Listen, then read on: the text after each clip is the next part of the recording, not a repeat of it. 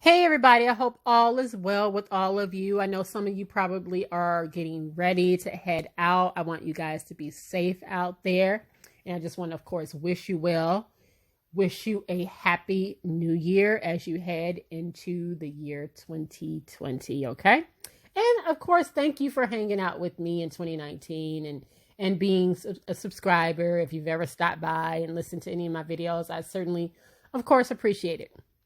Before I get into this video, which is basically a year review, some of the big stories that were out there, I want to share which I think is funny to me, kind of a funny story that happened to me in the last couple of days. Now, as you know, I do voiceovers. I don't do the whole, I want to show my face. I've gone back and forth as to whether or not I want to even do it, but I've been pretty cool with voiceovers. There's a lot of channels that do voiceovers, and it's fine, right? So anyway, as you know, a couple of days ago, I put out a video about Martell and Melody Hope. Okay, and how I thought that they were faking something for views, clicks and views, and for clout. And that video got over, right now it's about 16,000 views, okay? So that night, I get a phone call from a friend of mine. Now, just to let you know, only 3 people know that I have a YouTube channel. Nobody else knows. None of my friends know. My son knows. His friend knows, one of his closest friends knows, and my boyfriend knows. 3 people. There are 3 people in my life that know, but nobody else knows.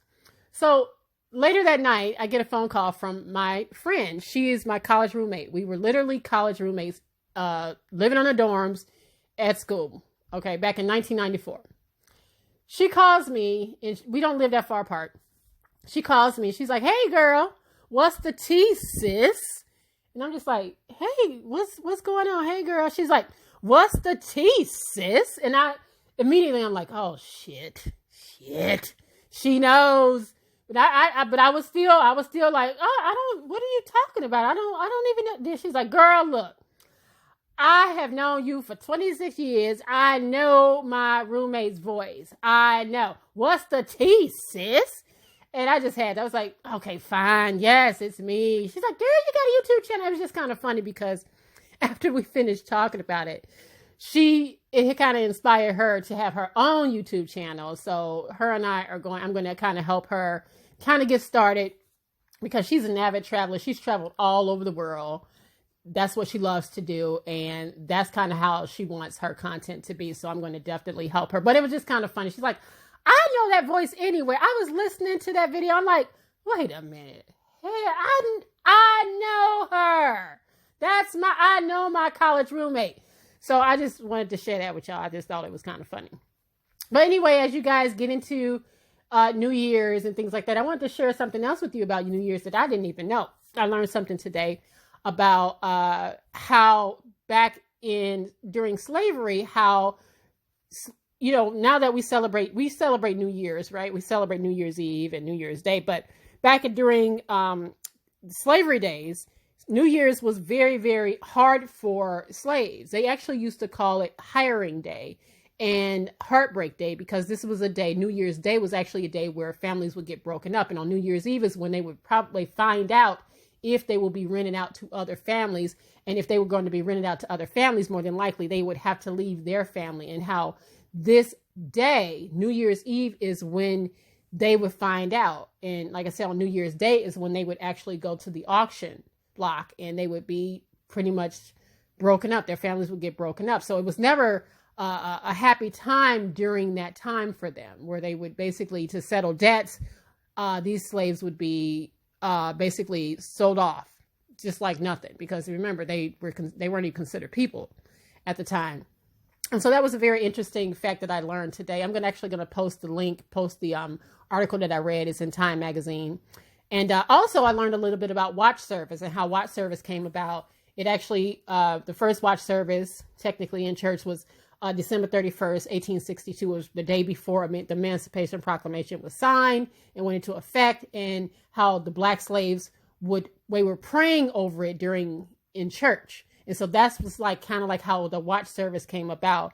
And that was just all interesting to me. I just love history. I love learning, and I want to share that with you in case you didn't know it. Not to dampen your thing tonight or anything like that, whatever you got playing. I just wanted to kind of share a little bit of information that I found out today. So we're going to get into these stories, some of the stories that were major headlines over the year. We're going to talk a little bit about them. And the first is, of course, Wendy Williams.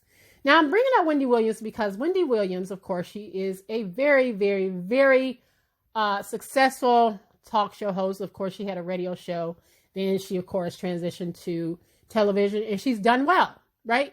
Wendy is in the business of telling everybody's business. That's what she does. A lot of people hate her for it, but that's what she gets paid to do. That is her job, okay? So Wendy actually became the story this year when it came out that her husband not only was seeing another woman, had been seeing another woman for many, many years. And I know this because I used to watch Tasha K way back when before people knew Tasha K, like really, really knew her. Tasha K was doing these videos on, pretty much exposing Kevin's, double life and how he had Sharina and how he and Sharina had a house and how he had bought her a car and he basically would buy her everything. He'd buy Wendy, all kinds of stuff about Sharina.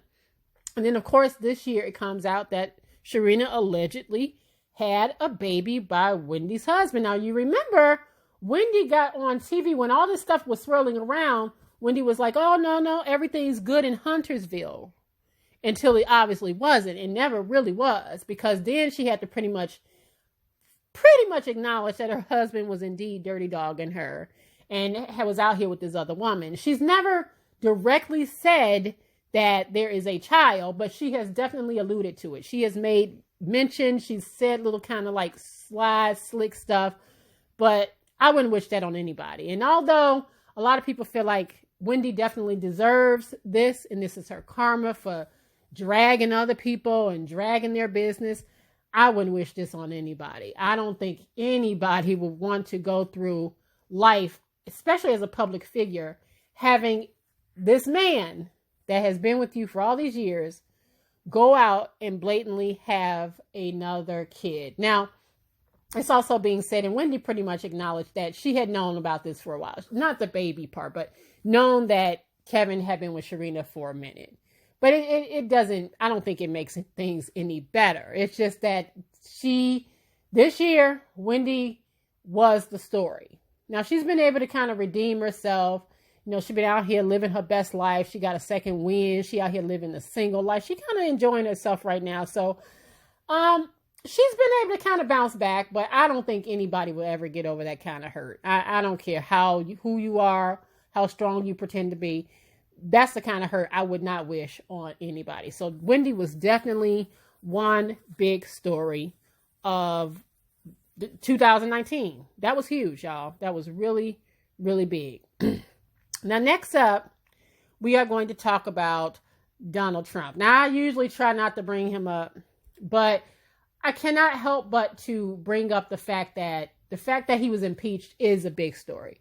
A lot of people, when this happened, I could just tell like how they may need to bring back civics classes in high school and stuff like that, because it was amazing to me how many people thought that him being impeached meant that he was going to get kicked out of office, when it does not mean that.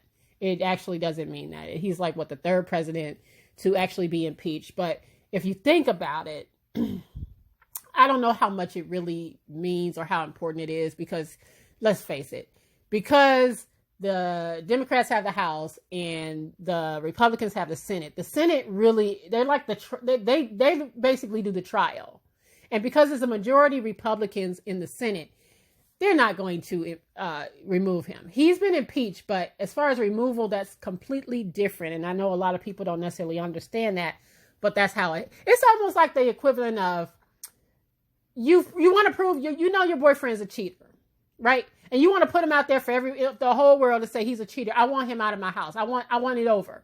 But in order to do that, he basically needs to be tried in front of a jury of his own peers, his boys that are also cheaters. So if his boys are cheaters, they're not going to throw him under the bus. So basically, they're going to say he's not a cheater. I mean, I don't know. That's the best way to kind of, the best analogy I can give you as far as what's happening with Donald Trump. Yes, he has been impeached, and it is a stain on his presidency. But this man doesn't seem to care much about anything. So somehow I have a feeling he will be able to turn this around, and he will be able to, of course, play the victim. And I wouldn't be surprised if Donald Trump is reelected in 2020. I wish I wish that wasn't the case, but I would not be surprised that if he was reelected. Matter of fact, I think they just did a poll, and he and President Obama tied for most admired person or man of 2019. So that tells you a lot. That tells you that people don't want to admit it, but they actually like this clown. They really absolutely do. So that's that. I mean, the guy's been impeached, but I don't think it'll go anywhere else than that. Next up, which I think was a big story, is Tekashi69. Tekashi69, as you know, he got indicted and he has been in jail for quite a bit. And his trial was a few months ago or something like that, in which he pretty much sang like a canary. He told on a whole lot of people. And most recently, he was sentenced to 2 years, but he's done about 12 or 13 months of that. So I'm looking for this boy to be out probably early fall or something like that.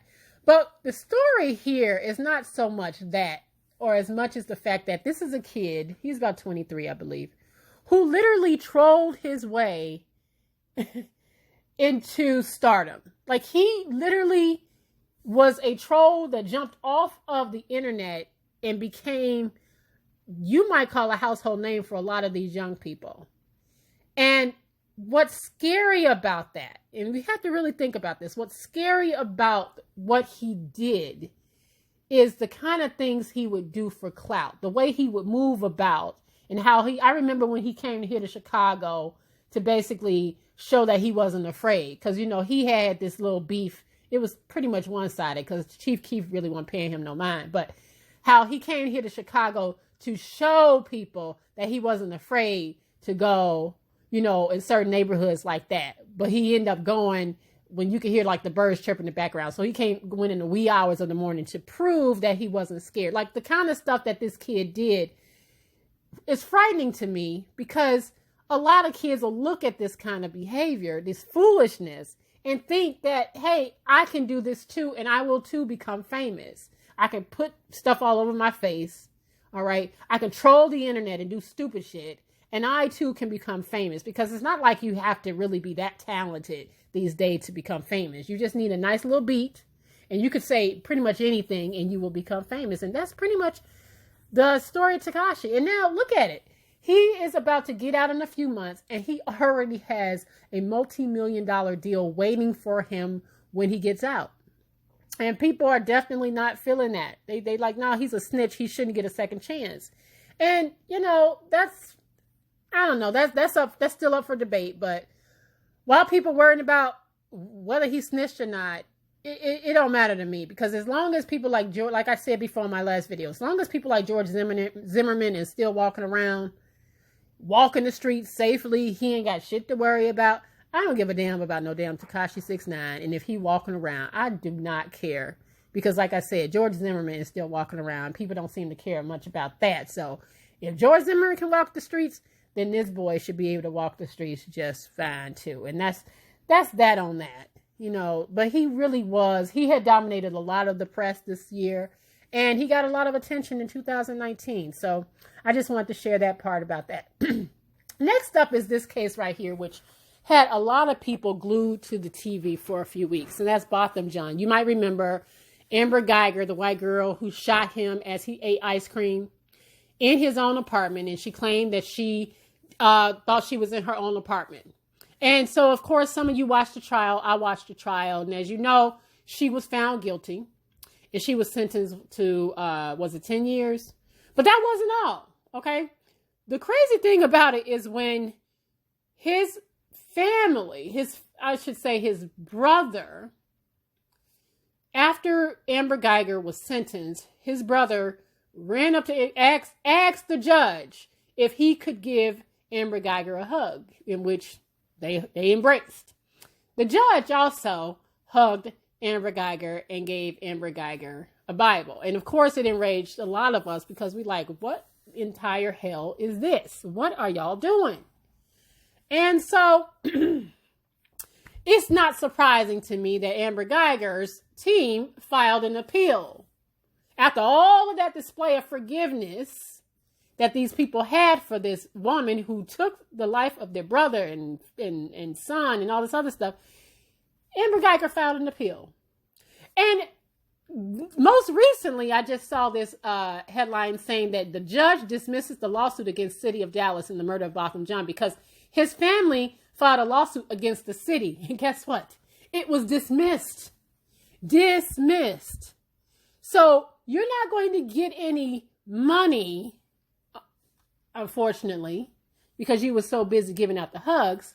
But, you know, maybe they can pay you in hugs. And I hate to sound like that, and I hate to sound like an asshole when it comes to this, but this pissed me off so much because I just hate that sometimes we as Black folks, we so damn forgiving.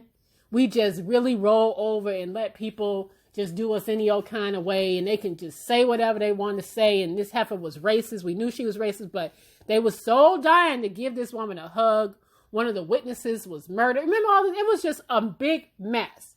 But so the judge dismissed the case against the city. So Botham Jean's family gets nothing from the city but hugs. All right. They're giving out free hugs, and that's that on that. And I hope that this never happens again, but I definitely hope that Black people definitely understand that you ain't got to forgive everybody. And all this hugging, y'all need to stop. Cut that shit out. Cut it out. For real. For real though. Cut that bull shit out. That was just so sad to me. Next up is some of the people that we lost this year. Now, obviously, you know, one of the biggest people lost of 2019 was Nipsey Hussle, but I don't want people to think like his life, and no offense to any Nipsey fans, but there's a lot of people that died over 2019. His was a big notable one because it definitely resonated with a lot of people, and it took up a lot of the headlines, and it was amazing of the outpouring of support and love that was shown to this man. But other people died too. And, you know, I don't want to ever seem like their deaths are not as important, because at the end of the day, all these people, Nipsey, all the other people had families that loved them too, right? You had John Singleton passed away. Cameron Boyce, my daughter loved Cameron Boyce from Disney Channel. He did the Descendants movies. Toni Morrison died. Diane Carroll died. I love Diane Carroll. John Witherspoon, Pops, Pop, Pop, Pop, Pop, Sugar Pop, Sugar Pop. I loved him on the Wayans Brothers and Friday. I loved him. Juice WRLD died. You know, there's a lot of people that passed away this year. But like I said, Nipsey definitely just really hurt a lot of people. And his death impacted a lot of people. And that can't go unnoticed, because I think he became far bigger in death than he was in life. Even though I know a lot of people knew him in life, I don't think as many people knew him in life as they did in death. And that's okay.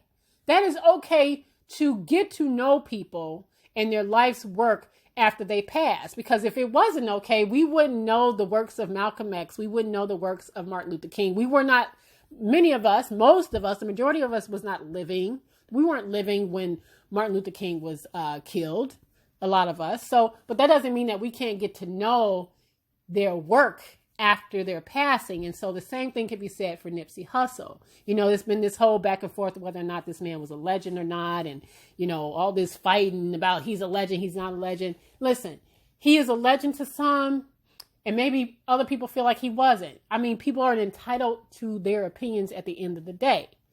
But I can tell you this, he definitely made an impact on a lot of people, and they start to pay attention to what he stood for and what he was about. And that's, to me, that's what's important. And I hate that he had to leave his children behind. That's very, very sad. Lauren London, his family, his friends, that's really, really sad. Really, really sad. But I I definitely think people got to know this man and his works, his life's works in death, and rest in peace to all of these people. Rest in peace to every last one of them. All right. That was just really, really sad to me. I'll never forget that, because it just dominated the media for so long. And there were so many different conspiracy theories going around about his passing. Just watching the different videos out there, it was just so sad. But like I said, I think if you can't get anything else out of this, I hope that people will look at this and say, wow, there's so many things that you can do in life that will make you a legend in death. You don't have to be famous either. You don't have to be famous to have made an impact in somebody's life. And I think that watching him, and also again, like Diane Carroll, the contribution that she made, John Singleton, the contribution that he made to film, John Witherspoon, Toni Morrison, the contributions that she made, it's amazing, okay? And the last story I really want to get into is this. To me, there was no ranking here, but Jussie Smollett was probably, in my opinion, one of the biggest stories of 2019. Let me tell you a little bit about what happened here. I remember the day that this happened in Chicago. Now, I have to tell you, because I live outside of Chicago, but obviously we say we're in Chicago. And it was cold. It was colder than cold, okay? It was colder than cold.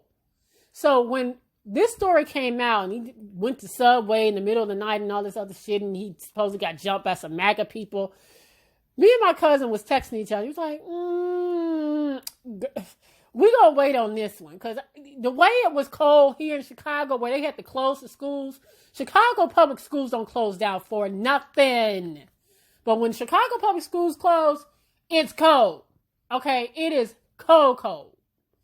So to hear, when I heard the story the first time, we were all kind of like, it don't sound right. It don't sound right at all. But we was going to let it play out, because again, when you start talking about hate crimes and stuff like that, I don't always, I try to give people the benefit of the doubt, especially when you have something that elaborate. But then when all the details start coming about the noose around his neck, he still had the noose around his neck when the police came. It was just all kinds of bullshit. His story blew up so fast. It blew up so fast. But you know what I like about Jussie? Let me tell you what I like about Jussie. Even to this day, Jussie is still holding on to the fact that this happened to him. Even though the African guys came out and said, I shouldn't say African. I think they were from Nigeria. The Nigerian brothers came out and said, this is what happened, and this and this and this. But Jussie is still holding on to the fact that two guys in MAGA hats put a noose around his neck and tried to beat his ass. I mean, he is still holding on to that. And he stands by that story. So you got to give it to him for just holding on to that story. And, the Chicago police was like, he is not about to make no fool out of us. Okay, you is not about to make no fool out of us. The state's attorney here, Kim Foxx, she damn near lost her job. Her job is on the line. It's like hanging on by a thread because of the Jussie Smollett thing. Empire, which should have been off the air, in my opinion, like a couple of seasons ago. They should have let it go. Has pretty much, they're done, right? I think they're talking about bringing him back for the series finale, which I think would be great to see him again. But I gotta be honest, I stopped watching Empire a few seasons ago. It just kind of went off the rails. I don't want to see Lucius die or almost die anymore. I'm sick of it. They should have been done. But yeah, that show just kind of like, it kind of ended this show. Like, it kind of put a nail in the coffin for this show when he did what he did.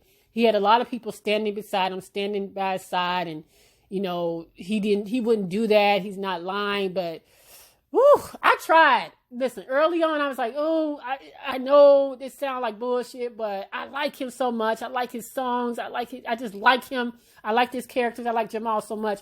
I really don't want to not ride with him, but it was just too cold. it was just a whole lot of foolishness in his story. It sounded so crazy that I was like, yeah, okay, Jussie. All right, Jussie. But yeah, I couldn't rock no more with that story. That story was stupid. So I'm just calling him Jussie Smooyay because Dave Chappelle, I can't get, every time I look at him, I say Jussie. He gonna always be Jussie Smooyay to me. Anyway, I want to wish you guys Happy New Year and all this stuff. And I hope that you guys have a prosperous 2020. I know a lot of people do that New Year, new me stuff.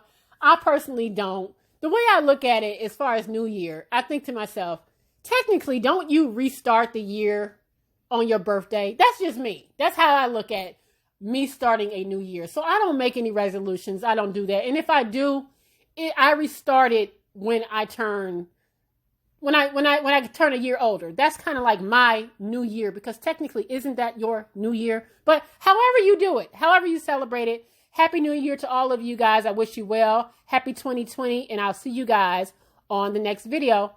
Take care.